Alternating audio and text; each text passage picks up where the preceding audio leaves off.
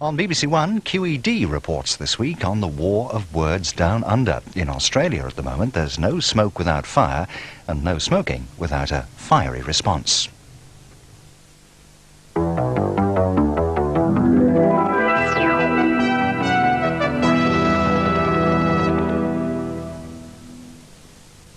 The industry's position, as you are aware, is that the evidence, the scientific evidence that's being produced is not conclusive in relation to a causal connection between smoking and human health. Tobacco companies tell lies.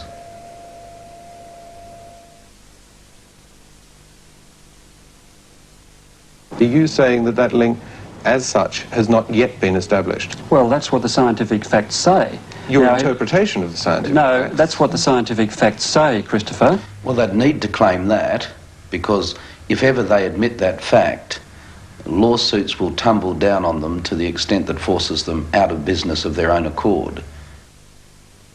And down under, on such heated medical issues, doctors take to the street. So it's Q.E.D. against smokers, is it? Or Q.E.D. following Panorama on tobacco industry lobbying of a few weeks back? Well, no, it's not. These doctors believe they are acting in response to the influence of the tobacco industry. They are not anti-smoker, merely part of a campaign against persuading people to smoke. We feel that the only way to counteract the effect of advertising is to take direct action. You know, the British Medical Association and our own medical associations have tried all other kinds of approaches, and we feel they're ineffective. We're breaching the law, but we're not breaching medical ethics. In fact, I believe it's a medical responsibility to take this kind of action. Like a sinner, that's right.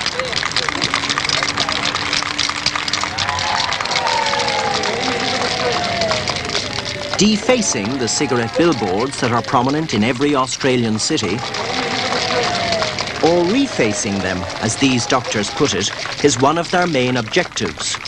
Indeed, this group are part of an organisation named BUGA UP, or Billboard Utilising Graffitists Against Unhealthy Promotions. It's just a constant presence of cigarettes, I guess. It makes me angry. What makes you angry? Well, the fact that they're advertising something which really is not good for you, and making such an incredible amount of money out of it. And I believe that it's very difficult for any anti-smoking campaign to get going because of the pressure from the tobacco companies. The tobacco companies in this country, as no doubt they have done in yours for many years, have made profits out of the ill health of other people, and it's about time that someone took them on. But that is a tall order for private citizens facing the resources of a cigarette promotion. At this one, there are free cigarettes and a sleek and expensive BMW on offer as a competition prize. Would you like to sample from the top there, 25s? There you go, thank you. Have a lovely day. They're $1.61 in the shops with the new price rise. Okay? Although billboard daubing is illegal, burlesque and mockery are not. But they are not exactly likely to be any the more welcomed by the tobacco companies either. I'd like to join the John Slayer competition. Unexpectedly, this sort of amiable public confrontation is linked to initiatives 3,000 miles away in Perth, where Premier Burke is intent on changing the law on cigarette promotion. What's the link? Well, these protesters and their colleagues elsewhere are adept in the war of words. So it's time I took a back seat and let the story unfold. They've got drugs in. So you have to have permission to hand out leaflets of any kind, no matter who it is. I see. So I asked you to leave. Right, and okay, well, there's no problem if I don't hand out leaflets then. Yeah, as long as you don't cause affront to anybody. Oh, I wouldn't do that. Is it all right to hand out cigarettes? Who are you? Promotion. Promotion for what? WDHO Wills. It's a good firm. Wills kills. That's right, true enough. True enough. Good. Asking up to damage the property. Win the competition, win a car and you lose your life. What do you do when you're not doing this? Smoke. Oh yeah, that's why you're a skeleton. What's your name? Take the cigarette out of your mouth and take your mask off. I want to talk to you.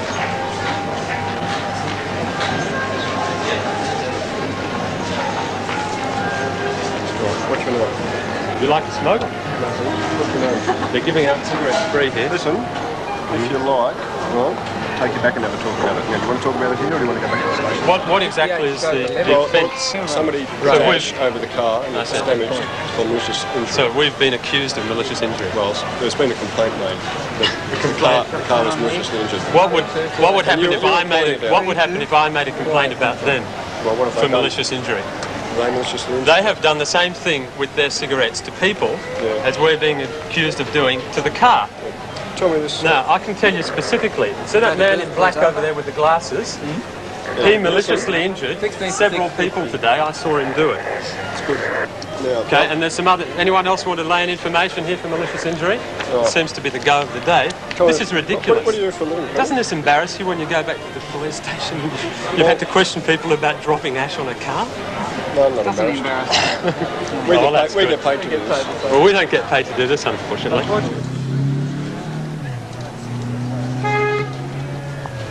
I'd like to thank you all for coming here today. Those of you who are involved in the healing professions will have seen firsthand the misery of cigarette-related disease. And like me, you probably found yourself becoming hardened to the reality.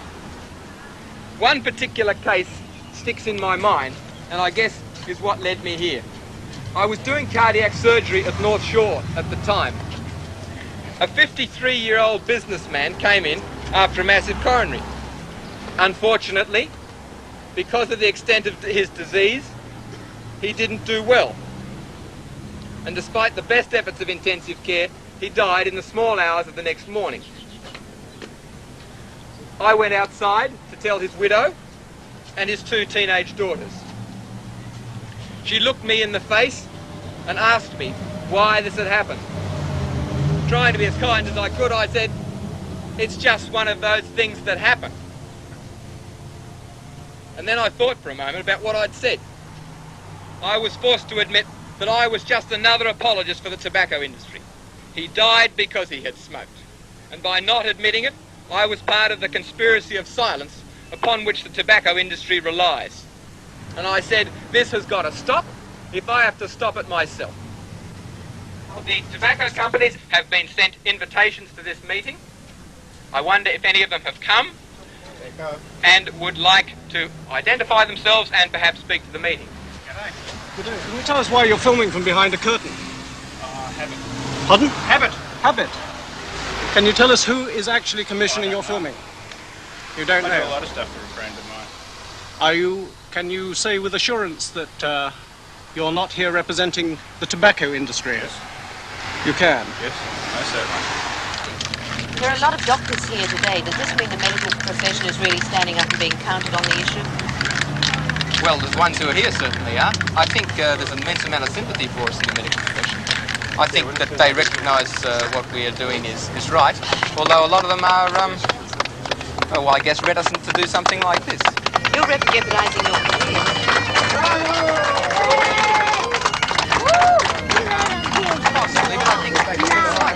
Most of the people in BUGA UP have worked for years through the so-called correct channels, and it's literally being a bang your head against the wall exercise. Conservative governments aren't interested in acting with any force against the tobacco industry because they are dependent in some sense on revenue being brought in. And I think that ordinary citizens who can make a statement are making it in ways like this. Oh, no, I'm getting the hang of this really quickly. The first time, and it works like a charm. Anyone else like to... we've almost filled up the whole board here. Anyone else want to try their hand? Oh, there's a bit more space. People have been streaming past here while this is going on. I've seen 6 police cars drive past. I think that BUGA UP has now become a Robin Hood phenomenon in Australia. People recognise they're doing something very pro-social.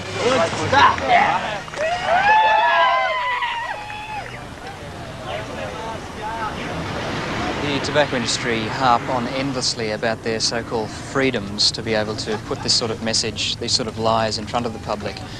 The freedom that they understand is the freedom to do things, the freedom to corrupt the language by calling carcinogenic products mild, by stinking cigarette smoke fresh, the freedom to addict people to a cancer-producing product, the freedom to just ride roughshod over the health of Australians, put an economic burden on the Australian healthcare system. I think the freedom I'd like to talk about is the freedom from that sort of thing.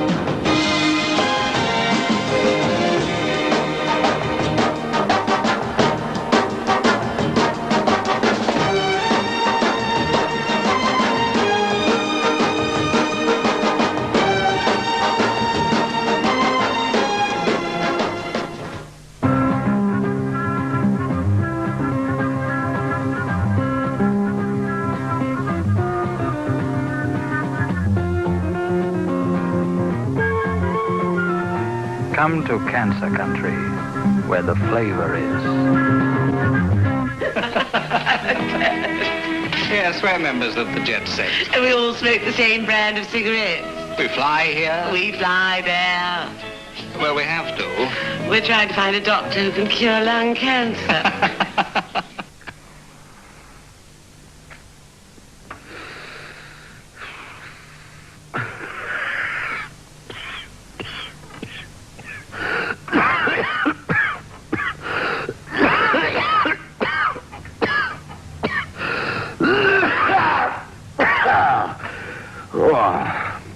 Oh, I needed that.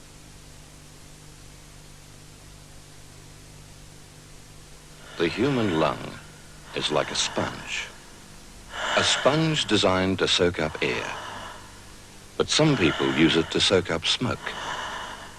If the average smoker could collect and wring out what goes into his lungs over a year, he'd find this much cancer-producing tar.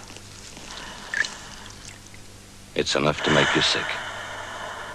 Very sick. What's prompted you to give up this time?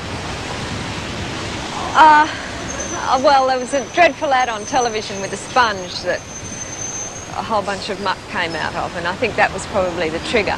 A very good measure of the success of the advertising is the response rate, the number of phone calls that you get when the advertisement runs. And we're keeping a weekly tally of the number of phone calls.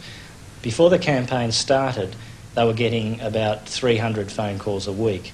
When Sponge went to air, that shot up to around 2,000, 2,500, and it was fairly consistent. And then after that, the first week that the I've Had Enough commercial ran, the phone calls went to 12,000. They never told me when I started I was signing up for life. It took me 15 years to realize, then it cut me like a knife. It smells.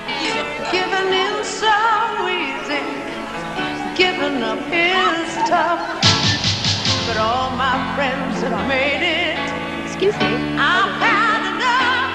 Had enough. I'm tired of being chained. It's time I packed it in. Had enough. This time I'll see it through. This time I'm gonna win. If you've had enough, we can help you quit.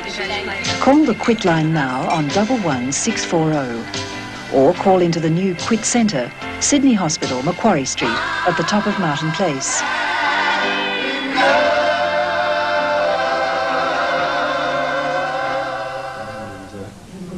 Hello folks, welcome to the Quit Centre. I'm Dr. Chris Clark. Now the rapid smoking technique and program which you've enlisted to enter is one of the ways that we have found to be very successful in helping people to get over the smoking habit. Now a few words as to what it involves.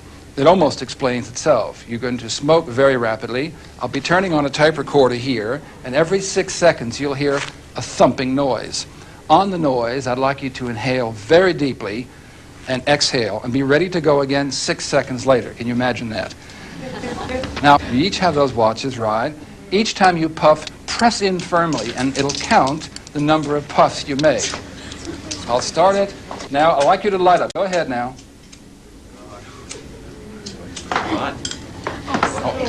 Is everybody lit up? Anybody not lit? Okay, I'm starting it now.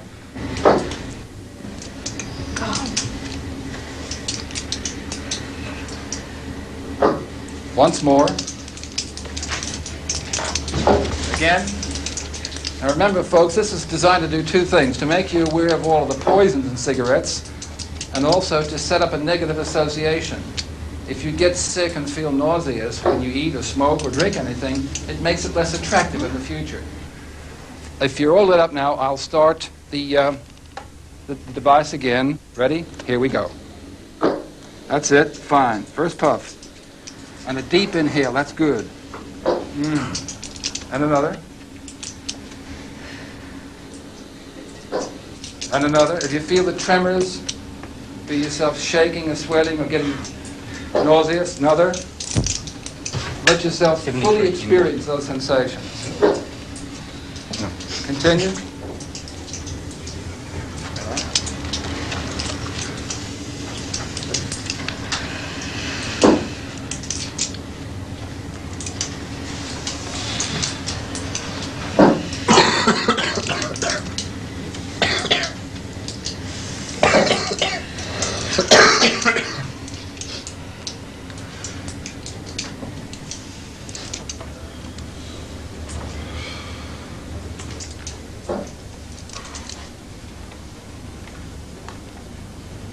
Well, I've tried to give up smoking on numerous occasions, and when you've got support, it's easy, but when you get out there in the real world, it's a lot more difficult. This year I went to all the international rugby union matches in Australia, and you get to the ground, and just inside the gate are a couple of attractive girls handing out cigarettes. You know, you walk in and they harass you. You're sort of channeled into exit ways and the stairwells and stuff, and this is where they're standing, and it's, you know, would you like a cigarette?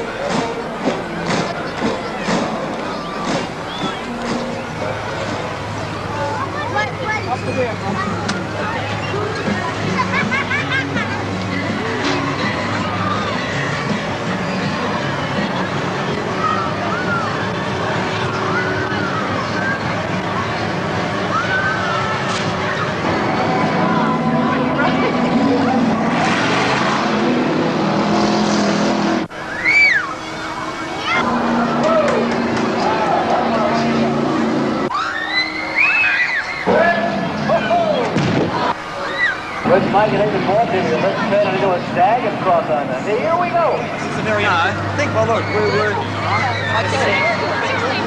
children every many things that continue to death of hundreds of thousands of people every year throughout the world. How do you feel about the fact that these cars are here to attract children to have a look at them?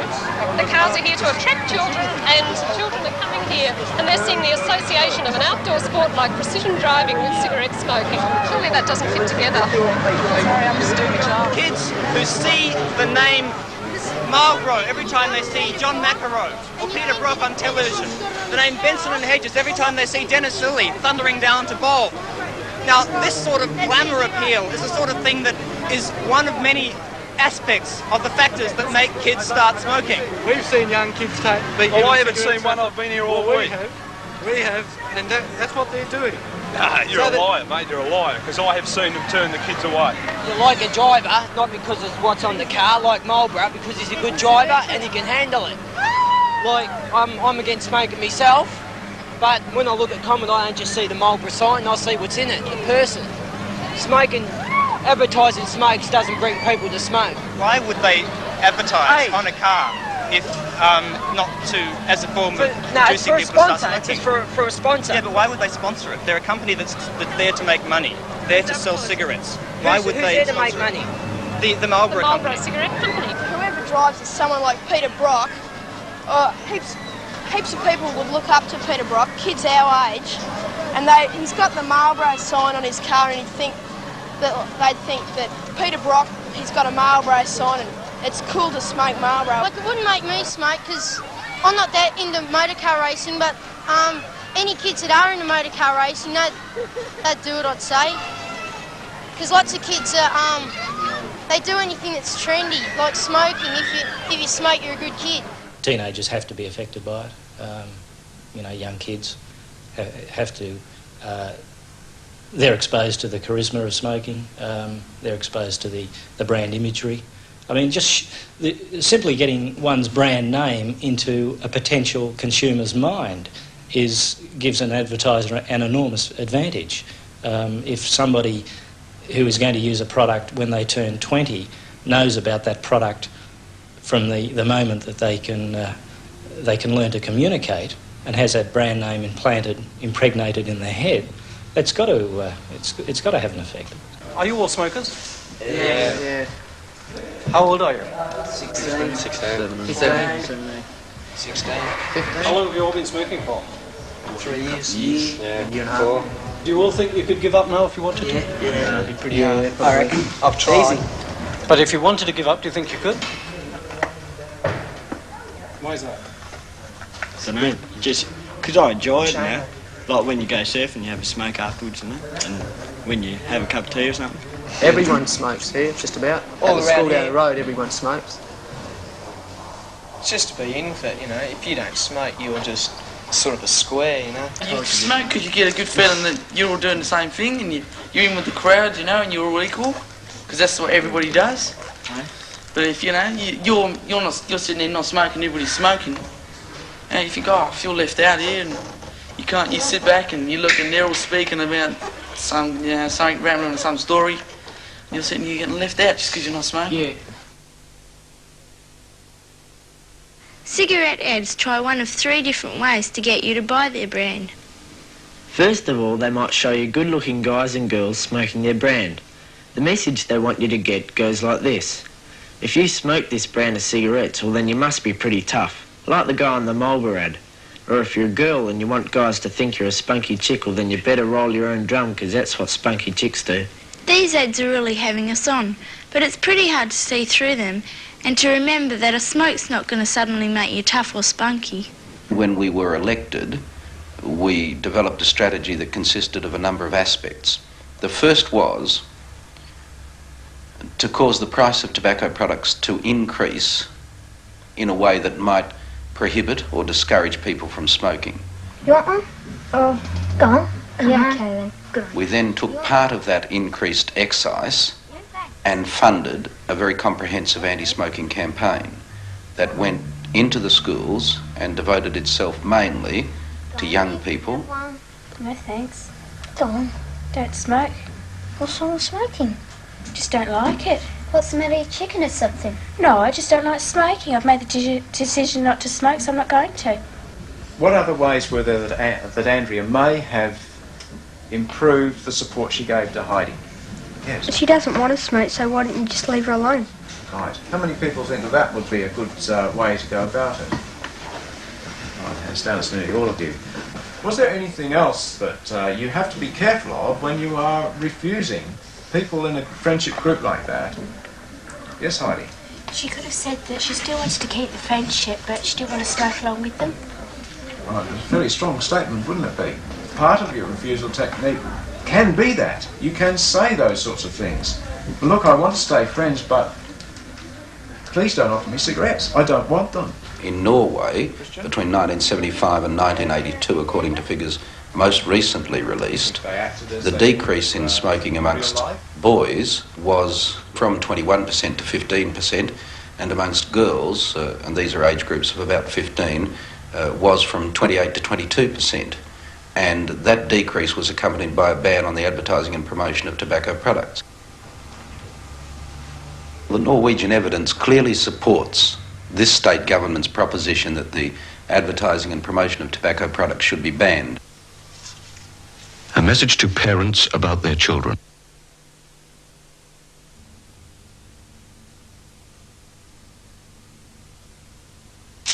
Right now, 40,000 children in Western Australia under the age of 16 smoke regularly.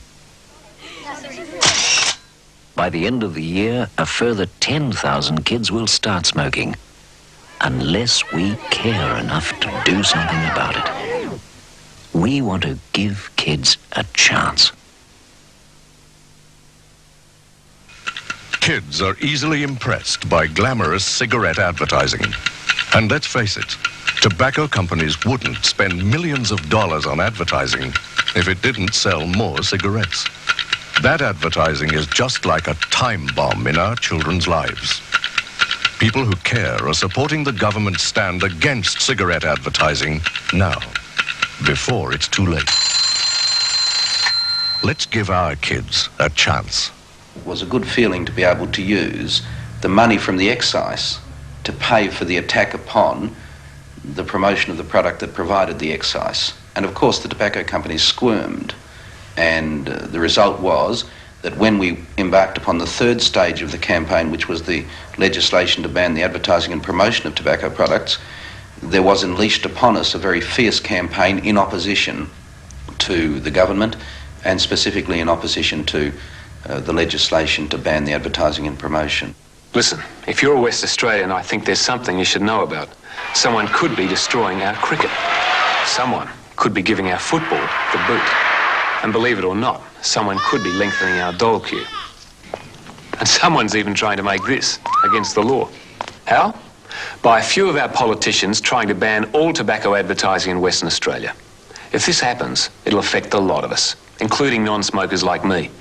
We'll lose all the money tobacco companies give to sponsor our sports. A lot of us, whose jobs depend on tobacco promotion, will be out of work. Yeah, that'd mean I could lose my job. Even our freedom of choice will be against the law. Now look, please, go. And that's just the start of it. Don't be like him. Think. Is banning tobacco advertising best for the West?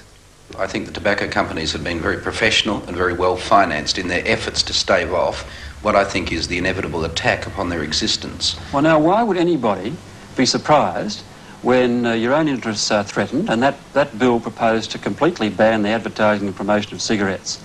And our company, Amatil, has a lot of people employed in Western Australia. We have quite a few operations in there in addition to WD and HO Wills. Why would anybody be surprised that we would endeavour to see to it that those efforts fail? I think too that they've given support to people who have been prepared to support them in return in all sorts of ways by, at one extreme, I suppose, speaking fondly of those politicians who don't threaten their existence, and at the other extreme of helping to support them financially in their election campaigns. And for those reasons, I guess, many politicians are afraid to take on tobacco companies, and many other people have a vested interest in seeing that the companies aren't taken on. We've got no problems about discussing with government at any level. We're used to discussing with government any sorts of proposals they might come up with. It will be our determination to see to it that any unreasonable attempt to further restrict the commercial activities of our company will be a total failure. As far as I'm concerned, tobacco companies are causing the death in this state of about 1,200 people each year, in your country of many thousands of people, and it's a quaint sort of society that looks fondly on public companies that propagate that sort of misery, surely.